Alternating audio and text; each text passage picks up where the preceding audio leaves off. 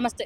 తెలంగాణలో ప్రస్తుతం 2 అంశాలు చర్చనీయాంశంగా మారినాయి. ఒకటి బడ్జెట్‌కి సంబంధించి దళితులకు అన్యాయం జరిగిందనే విషయం ఒకటైతే, ఏదైతే కేసీఆర్‌కి సంబంధించి సిట్ విచారణ రెండో అంశం. ప్రస్తుతం మనతో మాట్లాడడానికి చరణ్ కౌశిక్ గారు మనతో ఉన్నారు. వారిని అడిగి మరిన్ని విషయాలు తెలుసుకుందాం. అన్న చెప్పండి, బడ్జెట్‌కి సంబంధించి తెలంగాణకు అన్యాయం జరిగింది. ముఖ్యంగా దళితులకు అన్యాయం జరిగిందనే బడ్జెట్ సంబంధించి తెలంగాణకే కాదు, ఇండియా కూటమి ఉన్నటువంటి ప్రతిపక్ష పార్టీలు ఉన్నటువంటి రాష్ట్రాలకు అన్యాయం జరిగింది.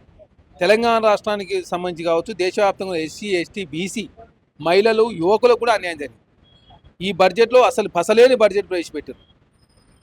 దాదాపు 53,50,000 కోట్లు అని చెప్పిన బడ్జెట్లో 17,20,000 కోట్ల రూపాయల అప్పుల రూపంలో మళ్ళీ తీసుకొచ్చారు. అదే కాకుండా జీడిపిలో 4.6% అదేవిధంగా ఆదాయానికి సంబంధించి కొరత పడతా ఉంది. దానిలో భాగంగా 17,20,000 కోట్ల రూపాయల అప్పు తీసుకొస్తామని చెప్పి చాలా స్పష్టంగా ప్రకటించారు. ఇప్పటికే భారతదేశపు 200 లక్షల కోట్లు అయింది నరేంద్ర మోడీ గారు. అంతకుముందు 16 మంది ప్రధానులు 56 లక్షల కోట్లు అప్పు చేస్తే నరేంద్ర మోడీ గారు వచ్చిన తర్వాత దాదాపు 150 లక్షల కోట్ల అప్పు, మళ్ళీ ఇప్పుడు ఒక 17 లక్షల కోట్లు. దాదాపు ఇంత అప్పు చేసినే కాదు, కేంద్రం స్పాన్సర్ చేసే స్కీమ్స్ 20 ఉన్నాయి. 17 స్కీమ్లకు మొత్తం నిధులు తక్కువ చేసారు. ఒక 3 స్కీమ్లలో ఒక స్కీమ్కు ఉన్నట్టు నుంచి 2 స్కీమ్లు మాత్రం ఏదో కొంచెం పెంచిన పరిస్థితి. విద్య కావచ్చు, వైద్యాన్ని కావచ్చు, వ్యవసాయం కావచ్చు, నిరుద్యోగం కావచ్చు, మహిళలు కావచ్చు, ఎస్సీ ఎస్టీ బీసీలు అందరికీ కూడా సప్పన్నవరుగా అన్యాయం చేశారు. ఇక బీసీలకు అయితే 13,000 కోట్లు మాత్రమే బడ్జెట్లో నిధులు కేటాయి, 2.69% మాత్రమే. ఏమన్నాడు, ఓబీసీ ప్రధానమంత్రి అంటారు, ఓబీసీలకు ఇంత చేస్తున్నాం అంత చేస్తున్నాం అని చెప్తున్న భారతీయ జనతా పార్టీ ఓబీసీలకు చేసిన మేలే లేదు. ఎస్సీ ఎస్టీ బీసీ మైనార్లు అందరూ కూడా ఈ బడ్జెట్లో తీవ్ర నిరాశ నెలకొన్నది. అదే కాకుండా ఎలక్షన్లు ఉన్న రాష్ట్రాలు తమిళనాడు కావచ్చు, పుడిచేరి కావచ్చు, వెస్ట్ బెంగాల్ కావచ్చు, కేరళ కావచ్చు, అదే కాకుండా అస్సాం కావచ్చు, ఈ రాష్ట్రాలకు కొంత పోషకాలు ఇస్తూ అస్సాంకి అయితే 2,000 కోట్లున్న రైల్వే బడ్జెట్ 10,000 కోట్ల రూపాయలు. బౌద్ధవనానికి సంబంధించినటువంటి ఎంకరేజ్మెంట్, తమిళనాడు కొబ్బరి సాగు కోసం పోషకం, తర్వాత మైనింగ్ సంబంధించిన దాంట్లో తమిళనాడు కావచ్చు, అస్సాంని కావచ్చు, తర్వాత బీహార్ని కావచ్చు, కేరళని చేర్చిన పరిస్థితి మనం చూసినాం. కాబట్టి ఎలక్షన్ ఉన్న రాష్ట్రాలకు ఒక విధంగా, ఎలక్షన్ లేని రాష్ట్రాలకు ఒక విధంగా భారతీయ జనతా పార్టీ ఈ బడ్జెట్ ప్రవేశపెట్టి చాలా స్పష్టంగా కనపడది. తెలంగాణ 1,30,000 కోట్ల రూపాయలు అడిగితే అనా పైసా కూడా ప్రత్యేకంగా సాయం అందించలేదు. మూసి పునర్జీవన కోసం అడిగినాం, RRR కోసం అడిగినాం, మెట్రో విస్తరకు అడిగినాం, ఎక్స్ప్రెస్ హైవేల కోసం అడిగినాం, డ్రై పోర్ట్ల కూడా అడిగినాం, పోర్ట్ సీట్ నిర్మాణానికి అడిగినాం, తెలంగాణ రాష్ట్రానికి సంబంధించి తాగునీటి అవసరాల కోసం అడిగినాం, పాలమూరు రంగారెడ్డి జాతీయ హోదా అడిగినాం. దేనికి కూడా సాయం అందించలేదు. విభజన హామీలు పరిష్కరించలేదు. కాజీపేట రైల్వే కోచ్ ఫ్యాక్టరీ నిధులు ఏమని చెప్పినాం. తర్వాత సమ్మక్క సారక్క యూనివర్సిటీకి అడిగినాం. అదేగా పసుపు బోర్డు నిధులు పెంచండి అని చెప్పినాం. ITR ప్రాజెక్టు పునరుద్ధరించని చెప్పినాం. పాలమూరు రంగారెడ్డి జాతీయ హోదా ఏది కూడా కుంభమేళ లాగా జాతీయ హోదా ఇవ్వండి సమ్మక్క సారక్క ఉంటే దేనికి కూడా అనా పైస ఇవ్వకుండా తెలంగాణకు తీవ్ర అన్యాయం భారతీయ జనతా పార్టీ. ఎందుకు అన్యాయం జరిగిందని అనుకుంటున్నారు? అడిగినా కూడా ఇవ్వని పరిస్థితి. ఏ బడ్జెట్లో ఎన్నిసార్లు అన్నీ ఇస్తలేదు. ప్రోగ్రెస్ రిపోర్ట్ సబ్మిట్ చేస్తూ ఉన్నాం, అడుగుతూ ఉన్నాం, కేంద్రంలో మంత్రులు కలుస్తూ ఉన్నాం, ప్రధానమంత్రిని కలుస్తూ ఉన్నాం. తర్వాత యంగ్ ఇండియా ఇంటిగ్రేటెడ్ స్కూళ్ళకి సంబంధించి ఎఫ్ఆర్బిఎంలో ఎగ్జామ్షన్ ఇవ్వండి, ఎగ్జామ్షన్ కూడా ఇవ్వని పరిస్థితి. మెట్రో 2 కావచ్చు, 3 కూడా నిధులు ఇవ్వని పరిస్థితి. సమ్మక్క సారకు 3,70,00,000 ఇచ్చారు. మేము 251 కోట్ల రూపాయలు ఖర్చు పెడతా ఉన్నాం. కాబట్టి భారతీయ జనతా పార్టీ మతం మీద ఓట్లు వేయించుకుంటూ, మతం వాళ్ళ ఎలక్షన్లు వస్తే మతం గుర్తు రావాలి. బడ్జెట్ మీద ఎలక్షన్ జరగొద్దు, జీడీపీ మీద ఎలక్షన్ జరగొద్దు. తర్వాత వాయు కాలుష్యం ₹1 కేటాయించలేదు. మన ఢిల్లీలో స్కూళ్ళని మూతపడిపోయినాయి. ప్రతి వాయు కాలుష్యం ద్వారా చాలా మంది చనిపోతా, 18 లక్షల మంది చనిపోతా ఉన్నారు. దాని మీద ఏం ఉలుకు పలుకు లేదు. అదే కాకుండా దేశవ్యాప్తంగా వాయు కాలుష్యం కావచ్చు, కాలుష్యం పేరు దాని మీద లేదు. అదే కాకుండా దేనికి కూడా నిధి ఇవ్వకుండా ఓన్లీ ఏదో ఎలక్షన్లు బీహార్ అయిపోయినాయి, మహారాష్ట్ర గెలిచినాం, ఢిల్లీలో గెలిచినాం, హర్యానాలో గెలిచినాం, కాబట్టి ఇక అయిపోయిందని చెప్పి భారతీయ జనతా పార్టీ బడ్జెట్ ప్రవేశపెట్టే ఉంది. కాబట్టి పాత సీసాలో కొత్త సారబోయిలో ఉన్న సీసాలో బలిగిపోయిన పరిస్థితి వచ్చింది. కాబట్టి కేంద్రము తెలంగాణ రాష్ట్ర తీవ్ర అన్యాయం చేసింది. కాబట్టి 8 మంది ఎంపీలు, 8 మంది ఎమ్మెల్యేలు, 3 ఎమ్మెల్సీలు, 2 రాజ్యసభ, 2 కేంద్ర మంత్రులు ఉండి తెలంగాణకు చేసింది శూన్యం. కాబట్టి మున్సిపల్ ఎలక్షన్లో తెలంగాణ సమాజం అంతా కూడా బీఆర్ఎస్ పార్టీ కావచ్చు, భారతీయ జనతా పార్టీ బుద్ధి చెప్తారు. ఖచ్చితంగా తెలంగాణ కాంగ్రెస్ పార్టీ కేంద్రంలో అందరినీ కలిసి రిక్వెస్ట్ చేసినా కూడా కేంద్రం సహకారం అందించకుండా పెద్దన్న పాత్ర పోషించాల్సిన కేంద్ర ప్రభుత్వం తెలంగాణ చిన్న చూపు చూసిందనేది తెలంగాణ సమాజానికి అర్థమైంది. ఉన్న 2 కేంద్ర మంత్రులకు సంబంధించి వాళ్ళేమైనా రిక్వెస్ట్ చేస్తే వర్కౌట్ అయ్యే ఛాన్సెస్ ఉంటాయి. ఆల్రెడీ కలిసినాం కదా, ఇంకా కలిసి కేంద్రంలో మంత్రులను కలిసి ప్రధానమంత్రిని కలిసి అన్నీ చేయాల్సిన ప్రక్రియలు ఎక్కడ చిన్న పొరపాటు చేయకుండా చేసినాం. కానీ కేంద్రం చిన్న చూపు చూస్తూ ఉంది తెలంగాణ విషయంలో. ఎలక్షన్లు వచ్చిన రాష్ట్రాల్లో ఒక విధంగా, భారతీయ జనతా పార్టీ రాష్ట్రాల అధికారంలో రాష్ట్రంలో ఒక విధంగా, తెలంగాణకు చిన్న చూపు చూసే ప్రయత్నంలో కేంద్రం ముందుకు పోతుంది. కాబట్టి ఖచ్చితంగా మున్సిపల్ ఎలక్షన్ కావచ్చు, రేపు అన్ని ఎలక్షన్లు ఖచ్చితంగా తెలంగాణ సమాజం భారతీయ జనతా పార్టీ బుద్ధి చెప్తారు. ఎట్లా చూస్తున్నారు కేసీఆర్ కి సంబంధించి సిట్ విచారణ ఫోన్ ట్యాపింగ్ అంశానికి సంబంధించి నిన్న చూసినాం బీఆర్ఎస్ కి సంబంధించిన నేతలు బ్లాక్ బెలూన్స్ ఎగరేయడం కావచ్చు, రేవంత్ రెడ్డిని చెప్పుతో కొట్టడం కావచ్చు, వాళ్ళ ఫొటోస్ కి ఎట్లా చూస్తున్నారు? చేసిన లంగ పనులను చేసి ఇప్పుడు బుకాయించే ప్రయత్నం చేస్తే తెలంగాణ సమాజం అంగీకరించరు. ఫోన్ ట్యాపింగ్ చేసింది మాట వాస్తవం.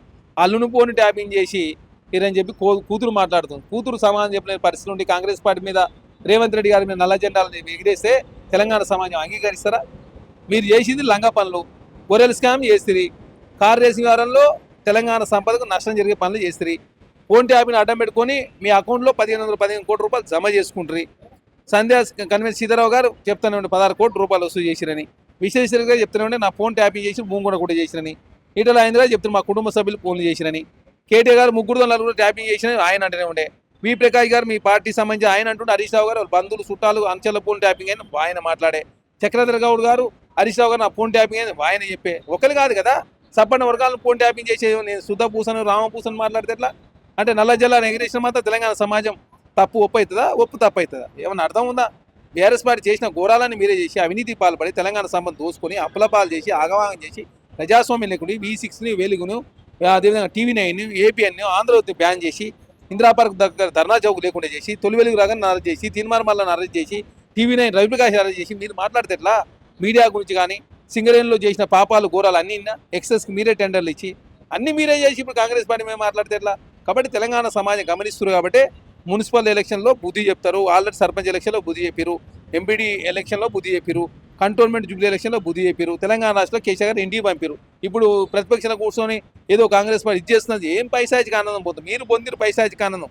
రేవంత్ రెడ్డి గారిని 2018లో డిసెంబర్ 4వ తారీఖున అర్ధరాత్రి 3 గంటలకు తలుపులు బద్దలు కొట్టి అరెస్ట్ చేయించారు.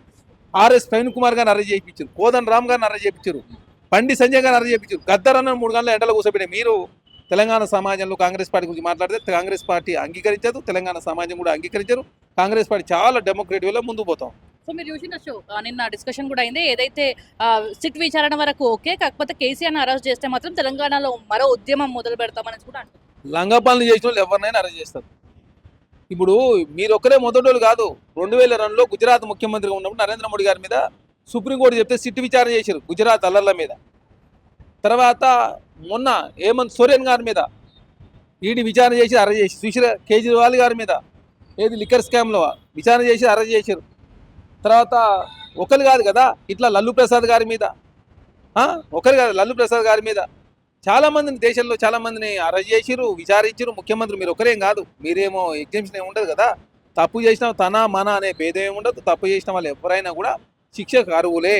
కాబట్టి దానిలో భాగంగా చట్టం తన పని దాని చేసుకునే ప్రయత్నంలో ముందుకు పోతాం. దానికి ఏదో మీరు పెద్ద ఎత్తున కాంగ్రెస్ పార్టీ ఇది చేసింది అది చేసిందంటే తెలంగాణ సమాజం అంగీకరిస్తే ఖచ్చితంగా నేరం చేసిన వ్యక్తులకు శిక్ష పడుతుంది. జయలలిత గారు విచారించరు, మీరేమో ఎగ్జామ్షన్ కాదు కదా. మీరేదో మొదటి ముఖ్యమంత్రి కాదు. మొదటి ముఖ్యమంత్రి నరేంద్ర మోడీ గారు గుజరాత్ 2002. తర్వాత చాలామంది ముఖ్యమంత్రులని విచారణ చేసిరు. విచారణ తర్వాత చాలామంది అరెస్ట్ చేసిరు. తప్పులు చేసిన వాళ్ళు అరెస్ట్ చేసిరు, తప్పులు చేయని వాళ్ళని వదిలిపెట్టారు. దానిలో భాగంగా విచారణ చేస్తూ ఉన్నారు. మీరు నిజంగా తప్పు చేస్తే ఎందుకు అంత భయం ఎందుకు? తప్పు చేసి బుకాయించే ప్రయత్నం చేస్తే ఎట్లా? కాబట్టి తెలంగాణ సమాజం అంగీకరించదు. బీఆర్ఎస్ పార్టీ చేసిన పాపాలు ఘోరాలు నేరాలు అన్నీ కావు. వాళ్ళు చేసింది అన్నీ చేసిరు, ఒకటి కాదు రెండు కాదు. ఫోన్ ట్యాపింగ్ చేసిరు, అవినీతి పాల్పడరు, దోసుకున్నారు. దోసుకున్న సంపను విదేశాల్లో దాచుకొని తెలంగాణ రాష్ట్రంలో ప్రజాస్వామ్యం లేకుండా చేసే ప్రయత్నంలో భాగంగా యూట్యూబ్ ఛానల్లో ఎంగేజ్ చేసి నమస్తే తెలంగాణ టీ న్యూస్ తెలుగు స్క్రైబ్ ద్వారా తెలంగాణ రాష్ట్రంలో ప్రజాస్వామ్యం కూని చేసే ప్రయత్నం మీరు చేస్తున్నారు. మీరు ఎన్ని కవ్వింపు చర్యలు పాల్పడ్డా ఖచ్చితంగా బీఆర్ఎస్ పార్టీ చేసిన తప్పులకు ఘోరాలకు నేరాలకు ఖచ్చితంగా శిక్ష పడుతుంది. కౌశిక్ రెడ్డికి సంబంధించి ఏం చెప్పాలనుకుంటున్నారు? ఈరోజు మీ కాంగ్రెస్ పార్టీకి సంబంధించిన వాళ్ళు కంప్లైంట్ కూడా చేయడానికి వెళ్తున్నారు. మరి ఆయన మాట్లాడడం జరిగింది, తర్వాత సారీ కూడా చెప్పడం జరిగింది. కౌశిక్ రెడ్డి అనే వ్యక్తి సోషల్ మీడియాలో రావడం కోసం, తన ప్రచారం కోసం కుటుంబాన్ని తీసుకొస్తాడు. తను గెలవడం కోసం కూతుర్ని భార్యని తను ఏం మాట్లాడారో తెలంగాణ సమాజం చూసిరు. మీరు ఓట్లు వేయకపోతే మీరు చచ్చిపోతాని చెప్పి అప్పుడు అన్నాడు. మరి ఓట్లు వేసిన తర్వాత హుజూరాబాద్ డెవలప్మెంట్ చేయడం అంటే సమ్మక్క సారక్క టెంపుల్ మీద కూడా రాజకీయం చేస్తే ఎట్లండి? ఎవరో సుధాకర్ రెడ్డి గారు, సుధాకర్ రెడ్డి గారు వాళ్ళ అంటే వాళ్ళ తాత వీళ్ళ తాత అన్నదమ్ములట. వాళ్ళకు సంబంధించిన భూమి వాళ్ళు ఏర్పాటు చేసుకున్న టెంపుల్, వాళ్ళ టెంపుల్ కాడికి మీరు పోయి దాని మీద రాజకీయం చేసే ప్రయత్నం చేస్తే ఎట్లా? పాడి సుధాకర్ రెడ్డి, మీ తాత పేరు పాడి రాఘవరెడ్డి అని చెప్తా ఉన్నారు. మీ తాత పేరు వాళ్ళ తాత, వాళ్ళ తాతకు సంబంధించిన భూములు, వాళ్ళ తాతకు సంబంధించిన టెంపుల్ 50 సంవత్సరాల నుంచి ఆ టెంపుల్ వాళ్ళ పరిధిలో ఉన్నది. వాళ్ళే 50 సంవత్సరాల నుంచి పండగ చేస్తూ ఉన్నారు, వాళ్ళే పైసలు ఖర్చు పెడతా ఉన్నారు. వాళ్ళ పండగకు నువ్వు పోయి దాన్ని డిస్టర్బ్ చేసి దాన్ని కాంగ్రెస్ పార్టీకి పోలీసు వాళ్ళకి తర్వాత పాడి ఉదయనందన్ రెడ్డికి అడ్డగట్టే ప్రయత్నం చేస్తే ఎట్లండి? మళ్ళీ పోలీసు వాళ్ళు కాడిపోయి ఏకంగా ముస్లిం ఉంటే ముస్లిం తిట్టే ప్రయత్నం, మళ్ళీ తర్వాత క్షమాపణ. ఏందండి ఈ రాజకీయం? ఎందుకు ఇదంతా? ఒక ఎమ్మెల్యే విధిరల్లా కరెక్ట్ కాదు. మీకు ఆల్రెడీ ఒకసారి ఎమ్మెల్సీ అయ్యారు, ఒకసారి ఎమ్మెల్యే అయ్యారు. హుజరాబాద్ డెవలప్మెంట్కి మాట్లాడి వాస్తవ విషయాలు మాట్లాడి తెలంగాణ ప్రభుత్వం సహకరిస్తారు, సిద్ధంగా ఉంటుంది. మీరు హుజరాబాద్ డెవలప్మెంట్ చేసుకోండి. ప్రజలు ఎందుకు గెలిపించి 2,55,000 2,55,000 మంది తరఫున ఒక ప్రతినిధిగా నిన్ను అసెంబ్లీ పంపితే నువ్వు చేసే పనులు ఇవా? నువ్వు దేవుని పేరు రాజకీయం చేస్తే, మతం పేరు మీద రాజకీయం చేసి, భార్య పిల్లల పేరు మీద రాజకీయం చేస్తే తెలంగాణ సమాజం అంగీకరించరు.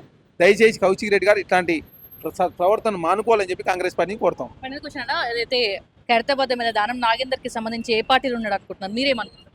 ఏం కాదు, అది ఇవాళ తేలేది కాదు. ఏ పార్టీలను ఉండని ఆయన డిస్క్వాలిఫై కాడు. ఇప్పటికీ 2 సంవత్సరాలు అయింది. అదే కాకుండా బీఆర్ఎస్ పార్టీకి ఏదైతే చట్టాలు ఉన్నాయో కాంగ్రెస్ పార్టీకి అదే చట్టం, భారతీయ జనతా పార్టీకి అదే చట్టాలు ఉన్నాయి. కోర్టుల అంశాలు ఇంత ఈజీగా తేలవు. ఎలక్షన్లు అయిపోయిన తర్వాత కూడా తెలియదు. ఎందుకంటే 2018లో సంపత్ కుమార్ గారిని, కోమరెడ్డి వెంకరెడ్డి గారిని డిస్క్వాలిఫై చేసిండు స్పీకర్. ఇప్పుడు ఒక కేసు తేలే. చెన్నమనేని రమేష్ గారు లండన్ బ్రిటన్ పవర్స్ అవుతుంది, ఆ ప్రభుత్వం ఒక్కుంది, ఈ ప్రభుత్వం ఒక్కుంది. 15 సంవత్సరాలు పట్టింది కోర్టులో తేలడానికి. కాబట్టి ఇవాళ అంశం తేలేదు కాదు. పార్టీ ఫిరాయింపుల అంశం అనేది చాలా పెద్ద అంశం. దాని మీద చాలా డీప్ చర్చ జరగాలి. పార్లమెంట్ ప్రత్యేక చట్టం చేసి తప్ప ఆ సమస్య కోర్టులలో ఇప్పుడంతా తేలే అవకాశమే లేదు. రైట్, చూస్తారు కదా, ఏదేమైనా కూడా ఆ సిట్ విచారానికి సంబంధించి అది కోర్టు నిర్ణయిస్తుంది. తప్పు చేసిన వాళ్ళు మాత్రం జైలుకు వెళ్ళడం మాత్రం తప్పదని చెప్పేసి కూడా కౌశిక్ గారు స్పష్టం చేసిన పరిస్థితి.